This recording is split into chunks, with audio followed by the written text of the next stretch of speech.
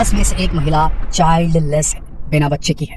China में औरतें बच्चे पैदा नहीं करना चाह रही, लोग शादी नहीं करना चाह रहे। चाइनीज गवर्नमेंट ने लोगों को शादी करने के लिए इतना प्रोत्साहित किया, लेकिन कोई फर्क नहीं पड़ा।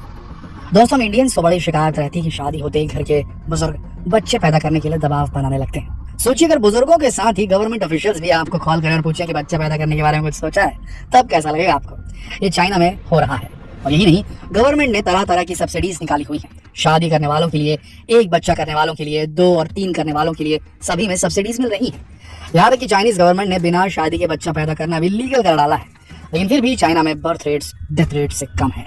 आने वाले समय में चाइना में लो बर्थ रेट्स की वजह से मुसीबत खड़ी हो सकती है, और फिलहाल चाइना की सबसे बड़ी समस्याओं में से एक बन चुकी है। चलिए आपको रूबरू कराते हैं इस समस्या की गंभीरता से और बताते हैं कि क्यों चीन में महिलाएं बच्चा पैदा करना नहीं चाहती और युवा शादी नहीं कर रहे। दोस्तों, China population and development research centre ने बीजिंग में 11 फरवरी को एक सर्वे किया, और अब इसका कहना है कि चाइना की पॉपुलेशन में एक बड़ा चेंज देखने को मिल रहा है, और इस समय चाइना लो फर्टिलिटी रेट की समस्या से जूझ रहा है।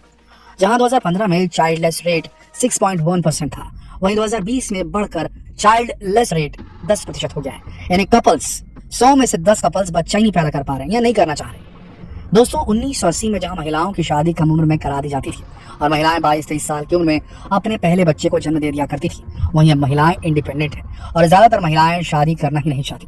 इसलिए पहले बच्चे को जन्म देने की महिलाओं की एवरेज एज 22 से 27.2 पर पहुंच गई है। और ऐसा भी इसलिए है क्योंकि जो महिलाएं बच्चे पैदा करना चाहती हैं वो बस एक ही बच्चा पैदा करने की इच्छा रखती हैं। ज्यादातर युवा अकेले रहना पसंद करने लगे, शादी और बच्चे नहीं करना चाहते और अपने परिवार की आखिरी पीढ़ी बनना चाहते हैं। और महामारी के बाद ये ट्रेंड और भी ज्यादा बढ़ चुका है। इसका कारण जीरो कोविड पॉलिसी को भी बताया गया है। इस तरह फर्स्ट मैरिज रेट और बर्थ रेट को लगातार कम होते हुए देखकर चाइनीज गवर्नमेंट भी चिंता में पड़ गई है और तरह तरह की स्कीम्स निकालनी पड़ रही है। बैंकों को इंस्ट्रक्शन दिए गए हैं कि मैरिड कपल्स को 2 लाख युआन तक का लोन सैंक्शन किया जा सकता है, और पहला या दूसरा या तीसरा बच्चा पैदा करने पर लोन के ब्याज में अलग अलग कटौती की जाती है। ये स्कीम जिलियन प्रोविंस के लिए है, जहां 2021 के बाद सबसे कम बर्थ रेट पाई गई। ऐसे ही गुआंगडोंग प्रोविंस के लिए तीसरा बच्चा पैदा करने पर 10,000 युआन की 1 टाइम सब्सिडी और हर साल बच्चे की देखरेख के लिए 3,000 युआन की सब्सिडी देने का प्रावधान बनाया गया है। और साथ में हर 3 साल में 19,000 युआन की कलेक्टिव सब्सिडी दी जा रही है, और हर साल 6,333 युआन अलग से मिलते हैं। और ऐसे ही एक बच्चा पैदा करने पर भी पूरे साल में लगभग 7,500 युआन सरकार की तरफ से मिल जाते हैं। ऐसे ही ईस्टर्न चाइना में शैनडोंग प्रोविंस के जिनियन शहर में अलग ऑफर्स है। अगर किसी के 2 या 3 बच्चे हैं तो हर महीने हर बच्चे के लिए 600 युआन की सब्सिडी मिल रही है, और परिवारों को 158 दिनों की मैटरनिटी लीव और 15 दिन की पैटर्निटी लीव यानी पिता के लिए भी 15 दिन की छुट्टी देने का प्रावधान है। ऐसे ही चाइना के अलग अलग शहरों में बर्थ रेट्स के अनुसार अलग अलग स्कीम्स हैं चाइल्ड बर्थ को प्रमोट करने के लिए।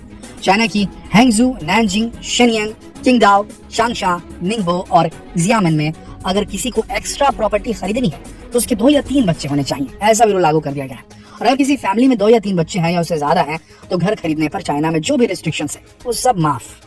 ऐसी ही जो महिलाएं मां नहीं बन पा रही हैं या जो भी कपल इनफर्टाइल हैं, उन्हें असिस्ट करने के लिए चाइना के national health care security administration ने कई नए कदम उठाए हैं। सिचुआन में तो बिन ब्याही महिलाएं भी बच्चा पैदा कर सकती हैं। और सबसे चौंकाने वाला तरीका 2022 में अक्टूबर में टेलीग्राफ ने रिपोर्ट किया था कि चाइनीज गवर्नमेंट ने behind the scenes task force को लॉन्च किया है।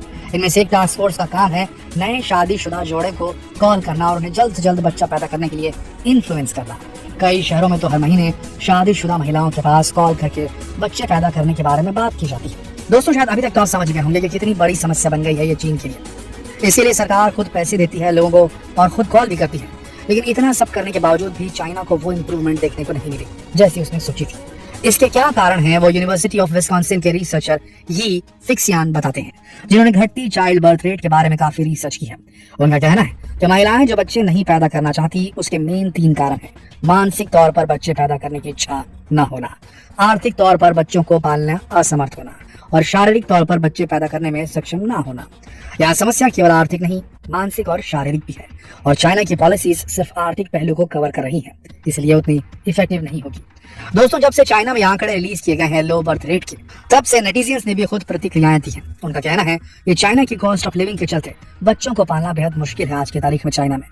दोस्तों, चाइना में घर लेना बहुत मुश्किल है। घर रेंट पर लेना हो या खरीदना हो, उसके ऊपर ढेर सारे रिस्ट्रिक्शंस हैं और उनके रेट्स भी आसमान छूते हैं। बच्चों को पालना बहुत महंगा है और गवर्नमेंट की स्कीम्स उनके एक्सपेंसेस को आधा भी कवर नहीं करती। ऐसे में बच्चे पैदा करने का रिस्क भला कौन लेगा। ऊपर से चाइनीज लोगों के रिएक्शंस जो चाइनीज ऐप वीबो आदि पर दिखाई देते हैं, उनसे ये भी पता चलता है कि चाइना में रिटायरमेंट के बाद एल्डर लोगों के लिए कोई खास सुविधाएं या कोई सब्सिडी, पेंशन या गवर्नमेंट स्कीम्स नहीं है। यानी जो कमाता है उसे अपने माता पिता का भी पूरा खर्च उठाना पड़ता है, तो कमाने वाले पर आर्थिक बोझ एक एज में आकर काफी बढ़ जाता है। ऑस्ट्रेलिया की यूनिवर्सिटी ऑफ विक्टोरिया की एक रिसर्चर पेंग जियू जियान का कहना है कि एक लंबे समय तक वन चाइल्ड पॉलिसी इंप्लीमेंट करने की वजह से अब लोग छोटे परिवारों के आदी हो गए हैं। आपको बता दें दोस्तों कि 1980 में चीन ने वन चाइल्ड पॉलिसी इंप्लीमेंट की थी और 2016 में उसे रिमूव किया है। यानी 3 दशक से भी ज्यादा तक लोगों को फोर्स किया गया कि एक बच्चे से ज्यादा पैदा ना करें। पेंग जियू जियान का कहना है कि अब चाइनीज गवर्नमेंट को ऐसी पॉलिसी लानी होगी जो बच्चा पैदा करना, पालना और एजुकेशन इन सबको कवर करे। खासकर बच्चे का पालन पोषण करना बहुत एक्सपेंसिव है और महिलाओं की जॉब सिक्योरिटी की कोई पॉलिसी लानी होगी, क्योंकि चाइना में बच्चा पैदा करने के लिए जॉब छोड़ने का रिस्क लेना इम्पॉसिबल है। दोस्तों चाइनीज लोगों का कहना है कि ऐसी पॉलिसीज लाने के बजाय गवर्नमेंट क्यों हाई क्वालिटी स्कूल्स की फीस कम नहीं कर देती, मैटरनिटी सब्सिडीज दे, मेडिकल एक्सपेंसेस कम कर दे। बच्चे पैदा करने के लिए इतनी पॉलिसीज तो बना दी, लेकिन पैदा करने के बाद क्या?